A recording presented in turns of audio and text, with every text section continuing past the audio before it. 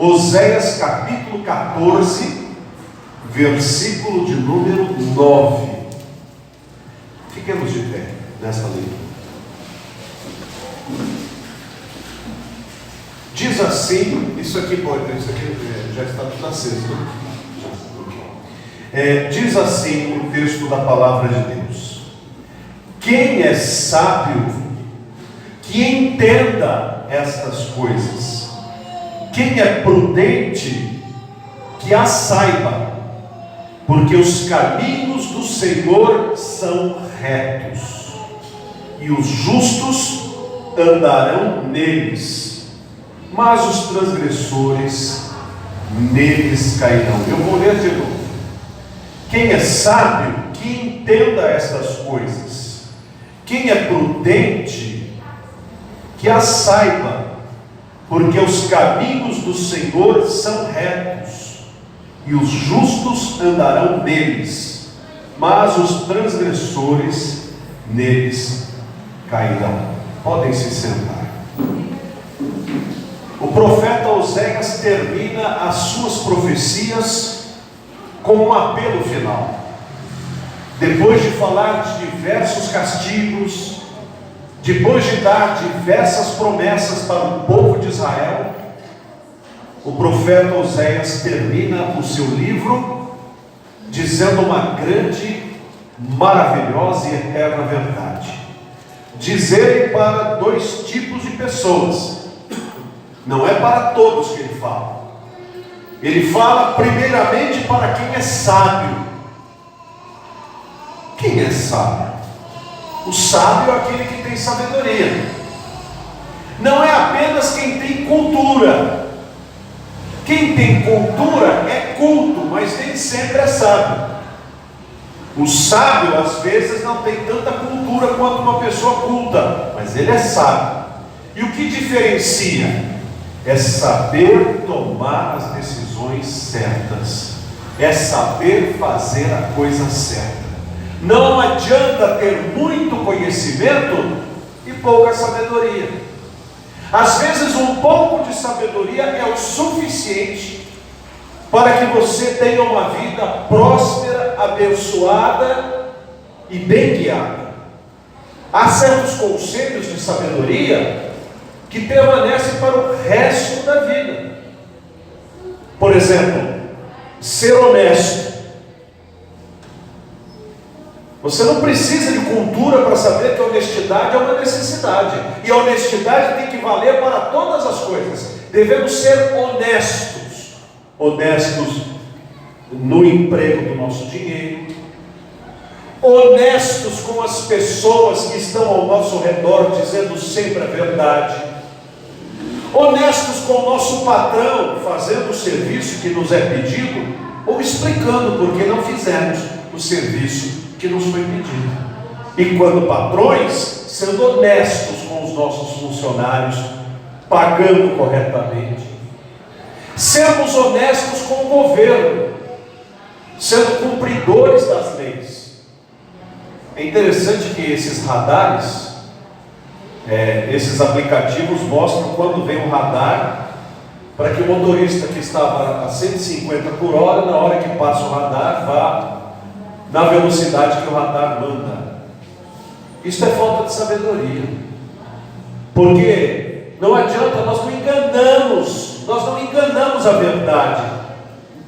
As leis nos são dadas por uma razão e por um propósito. E se não forem leis injustas, devemos colocá-las em prática. Não apenas quando o radar nos vê, mas para a segurança de quem está dentro do carro e para a segurança das pessoas que estão ao nosso redor.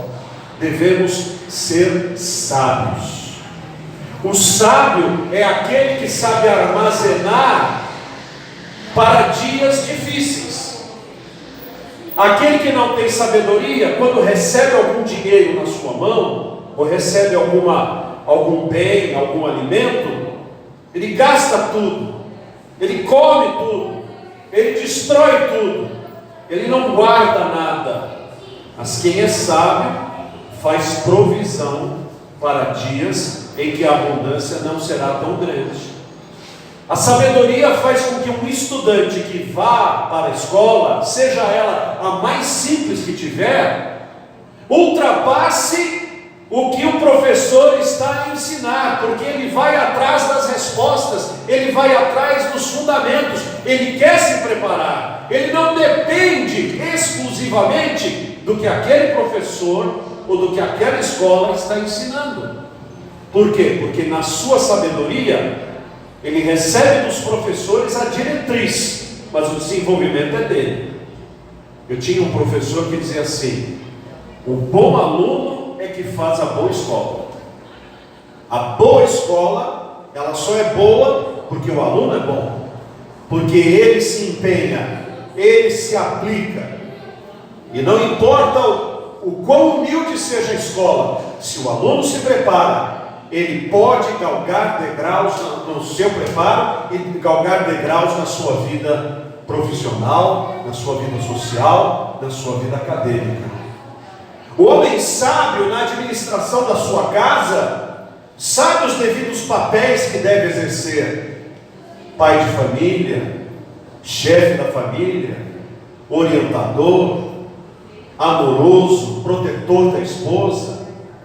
A mulher sábia é aquela que edifica o seu lar, edifica sabendo como se portar, sabendo o que fazer, sendo operosa, trabalhadora e semeando junto dos seus filhos valores que eles levarão para o resto das suas vidas.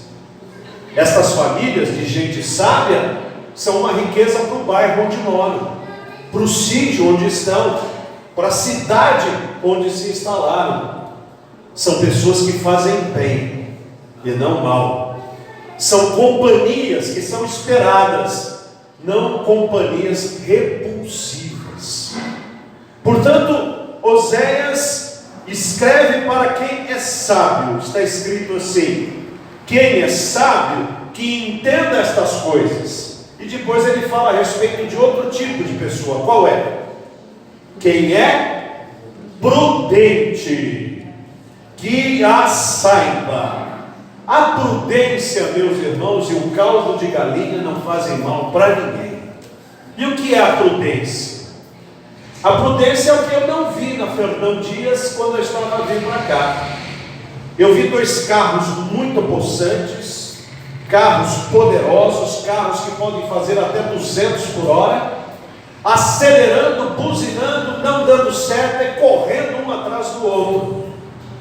Ali estão dois grandes imprudentes, porque se a parte mecânica do carro der um problema, ou se eles sofrerem qualquer distúrbio emocional ou físico enquanto estão no volante, eles provocarão um acidente que colocará em risco suas vidas e a vida de quem estiver ao redor deles.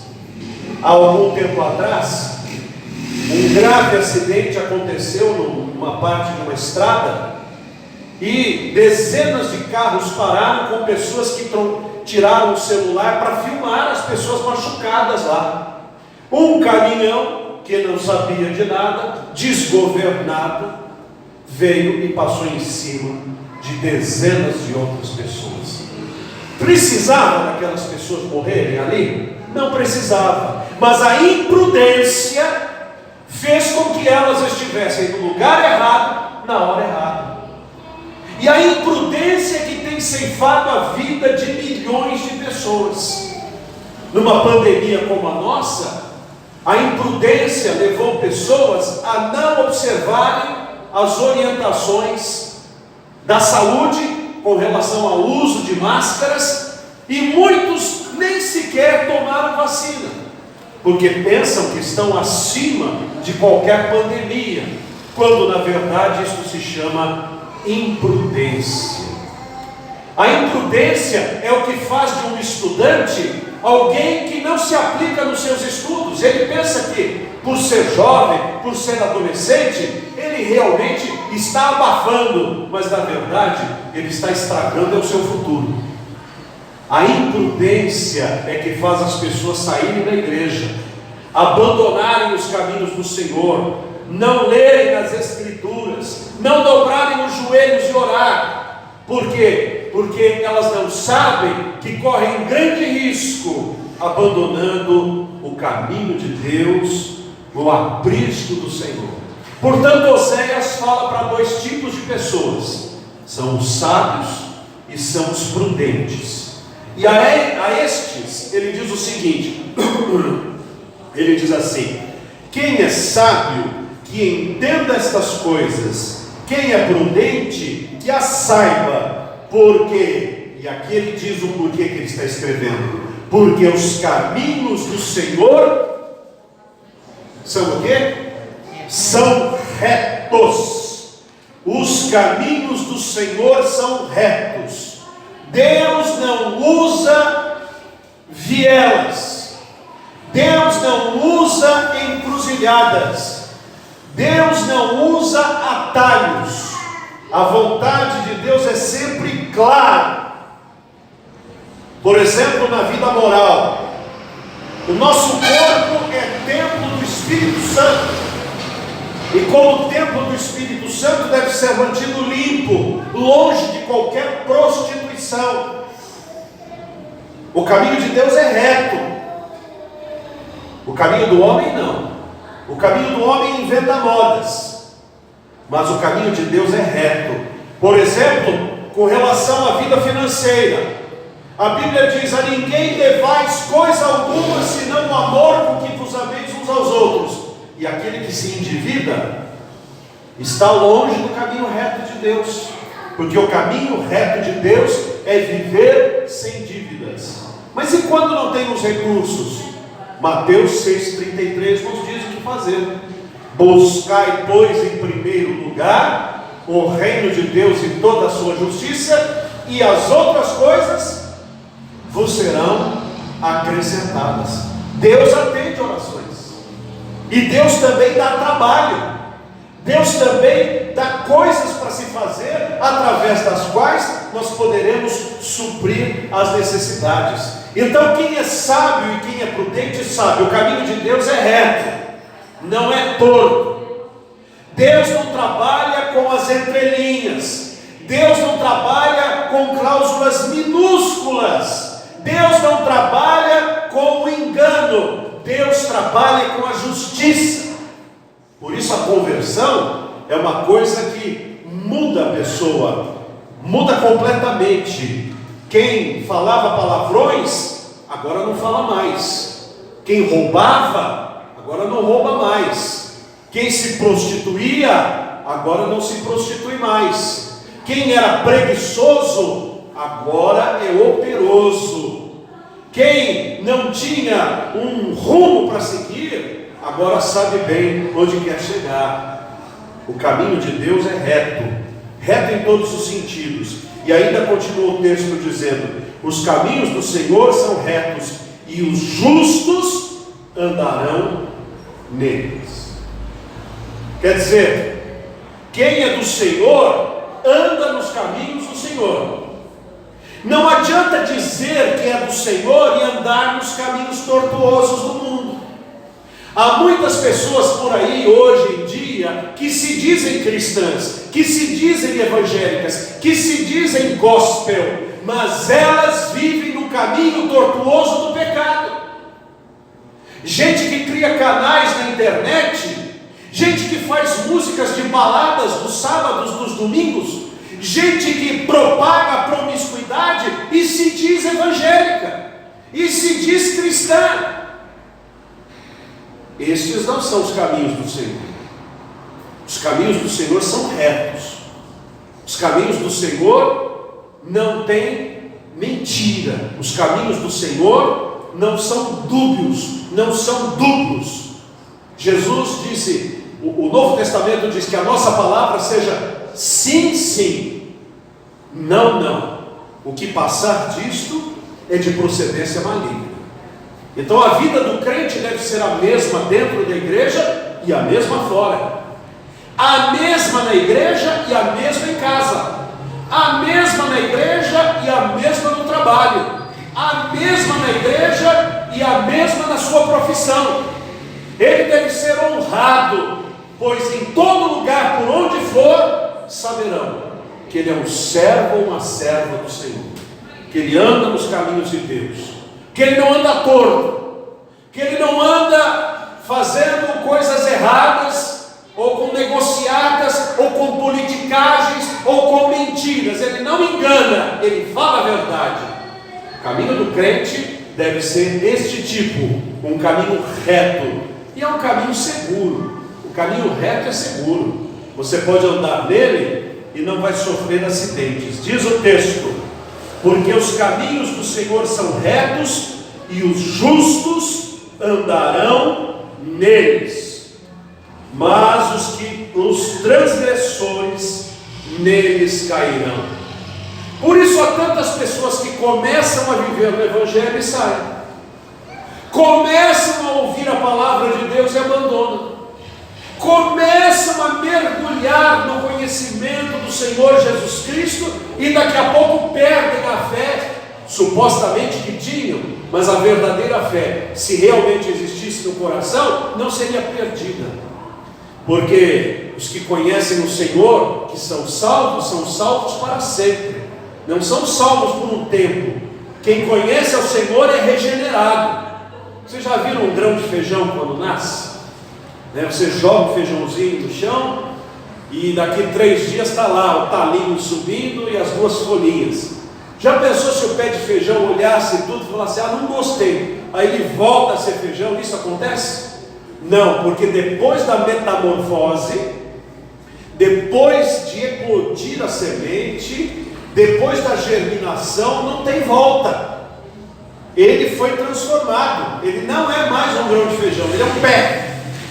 Assim também o pecador que se encontra com Jesus, ele atravessa também uma metamorfose. Ele sofre não uma reação química, mas uma reação espiritual que afeta a sua alma, e ele não é mais aquela pessoa de antes. Por isso está escrito em 2 Coríntios capítulo 5, versículo 17: e assim que, se alguém está em Cristo, nova criatura é. As coisas velhas já passaram, eis que tudo se fez novo. É novidade de vida, não é forçação de novidade de vida. Que se fosse de forçar a natureza, é porque é de fora para dentro. Não, tem que ser de dentro para fora. A coisa tem que ser lá dentro.